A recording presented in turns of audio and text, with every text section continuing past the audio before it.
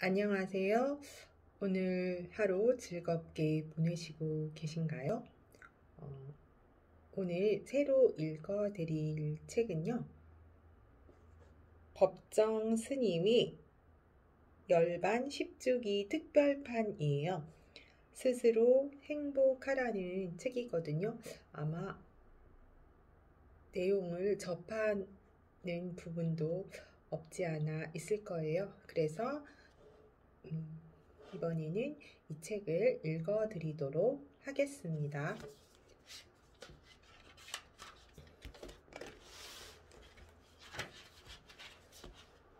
스스로 행복하라. 뜰하게 철쭉, 라일락, 자목련 등 여러 가지 꽃들이 한창 피어 있습니다. 더러 꽃 구경 안 가십니까? 세상 사는데 바쁘다고 해서 모른 채 하지 말고 1년에 한두 차례씩 피어나는 꽃들 앞에 서 보세요. 꽃들은 저마다 자기 나름의 빛깔과 모양과 향기를 지니고 있습니다. 지금 피어 있는 꽃들을 보세요. 저마다 자기 특성과 자기 모습을 지니고 유감없이 활짝 피어남으로 해서 우주적인 조화를 이루고 있습니다. 꽃들은 다른 꽃들에 대해 신경을 쓰지 않습니다. 다른 꽃들을 닮으려고도 하지 않습니다. 저마다 자기 나름의 모습을 지니고 있습니다. 라일락이 철쭉을 닮으려고 한다거나 목련이 진달래를 닮으려고 하는 일은 절대로 없습니다. 모두 다 자기 나름의 특성을 한껏 발휘하고 있습니다. 자기 내면에 지닌 가장 맑고 향기롭고 아름다운 그런 요소들을 마음껏 발산하고 있습니다. 자연은 우리에게 위대한 교사입니다. 우리들에게 그냥 주어져 있는 나무나 풀이나 산 또는 강이 아니라 우리에게 많은 것을 베풀어 주면서 또한 많은 것을 가르쳐 주는 훌륭한 교사입니다. 그렇기 때문에 자연을 가까이 하면 사람이 자기 본래의 모습과 자기가 설 자리를 잃지 않습니다. 반면에 자연을 멀리하게 되면 우리 스스로의 삶 자체가 부자연스럽게 됩니다. 그러므로 귀에 있는 대로 자연과 접할 수 있어야 합니다. 사람 말을 듣는 것은 그리 대단한 일이 아닙니다. 누구나 할 수 있는 얘기고 생각하면 알 수 있는 일들이지만 자연은 우리가 찾아 나서지 않으면 접할 기회가 없습니다. 사람은 자기 몫의 삶을 살 줄 알아야 합니다. 사람에게는 저마다 자기 몫의 삶, 자기 그릇이 있습니다. 따라서 자기 그릇에 자기 삶을 채워가며 살아야지 남의 그릇을 넘본다든가 자기 삶을 이탈하고 남의 삶처럼 살려고 하면 그건 잘못 살고 있는 것입니다. 왜냐하면 사람은 저마다 각기 다른 특성을 지니고 있기 때문입니다. 태어날 때 홀로 태어나듯이 저마다 독특한 자기 특성이 있기 때문에 누구를 닮으려고 하면 자기 삶 자체가 어디로 사라지고 맙니다. 제가 아는 집을 이야기해 볼까 합니다. 그 집은 생활 수준이 중산층으로 아이들 둘의 내외 모두 4식구가 단독주택에서 살아왔습니다. 단독주택에 사는 데는 일이 많습니다. 그래서 그 집 주부가 불편하게 여기어 제법 큰 아파트로 이사를 갔답니다. 아파트에 살아보니 옛날과 비교해 그렇게 편리하더랍니다. 식사 문제도 그렇고 화장실 문제도 그렇고 모든 것이 편리해졌습니다.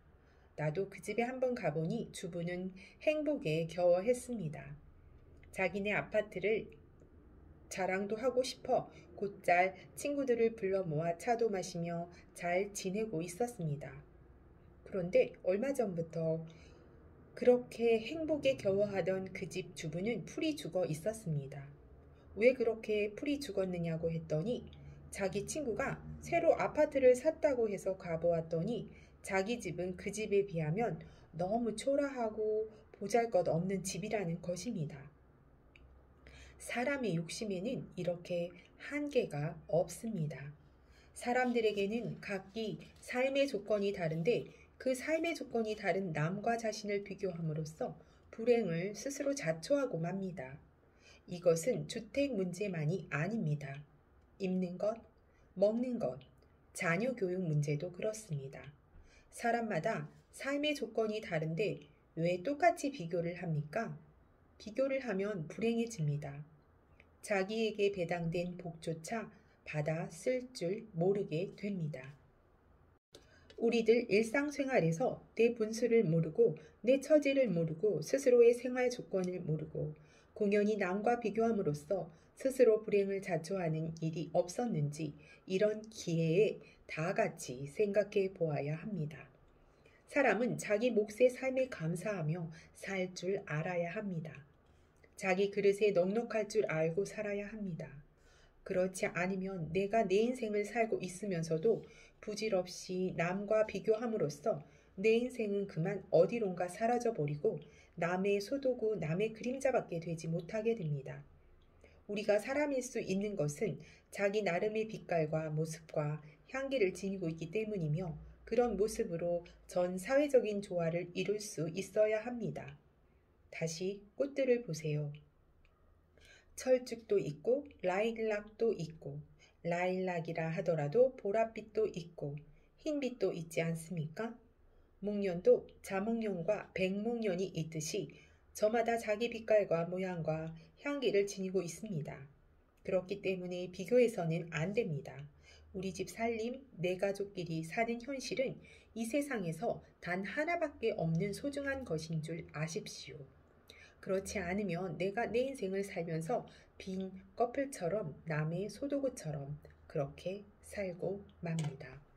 사람은 또 자기 자신의 얼굴을 지니고 살아야 합니다. 또한 자신의 얼굴을 만들어 가야 합니다. 얼굴이란 하루아침에 이루어진 것이 아닙니다. 많은 세월을 두고 그렇게 형성된 것입니다. 설령 오늘 태어난 아이라 하더라도 엄마 뱃속에서 10달 동안 이루어진 것입니다. 얼굴이란 무엇입니까? 그것은 얼의 꼴, 즉 우리 정신의 탈입입니다. 자기가 신체적인 행동이나 말씨, 생각으로 순간순간 익혀온 업이 밖으로 드러난 모습입니다. 그것이 바로 얼굴입니다. 그렇기 때문에 그 많은 사람들이 제각기 다른 얼굴을 하고 있는 것입니다. 미스코리아보다 더 예쁜 딸을 낳고 싶은데 그렇게 안 되는 것은 업이 다르기 때문입니다. 부모의 업도 다르고 태어난 자식의 업도 다르고 그 전에 익힌 업도 달라서 서로 다른 모습을 하고 있는 것입니다. 자기 아이가 다른 집 아이에 비해 신체적인 결함이 있거나 용모가 부족하다고 생각하지 마세요. 그것이 그 아이의 모습, 그 아이가 지니고 있는 업의 모습입니다. 물론 어른도 마찬가지입니다. 사람은 저마다 자기 얼굴을 지니고 이 세상을 살아갑니다. 그래서 얼굴을 그 사람의 이력서라고 합니다. 자기 이력서를 거울로 한번 들여다보세요.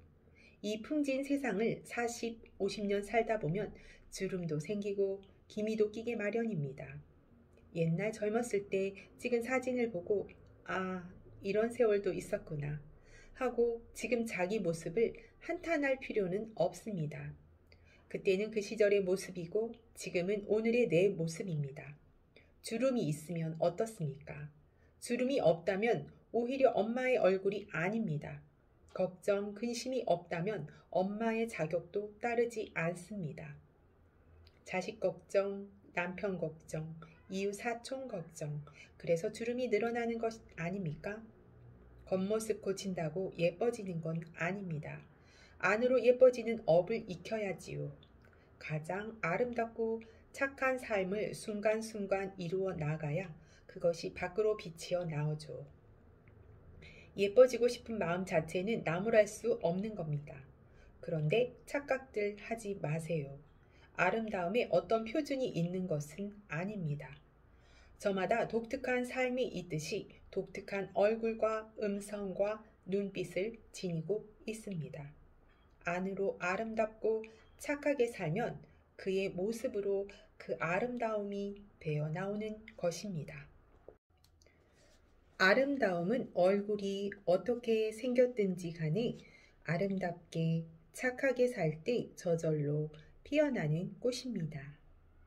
누구든 무슨 일에 순수하게 몰입하는 것을 보세요. 얼마나 아름답습니까? 제가 감명받은 책 한 권을 소개하겠습니다. 안과 의사 공병우 박사의 자서전인 나는 내 식대로 살아왔다입니다. 이분은 아주 독특한 개성을 지니고 살아오신 분입니다. 하신 일도 많습니다.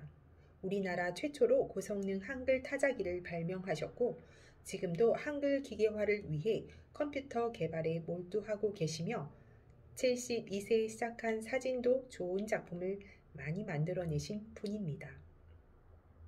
이분의 자서전 안에 미리 써둔 유서가 있습니다. 그중 몇 가지를 소개하지요. 이분은 자기가 죽어도 일절 남에게 알리지 말랍니다.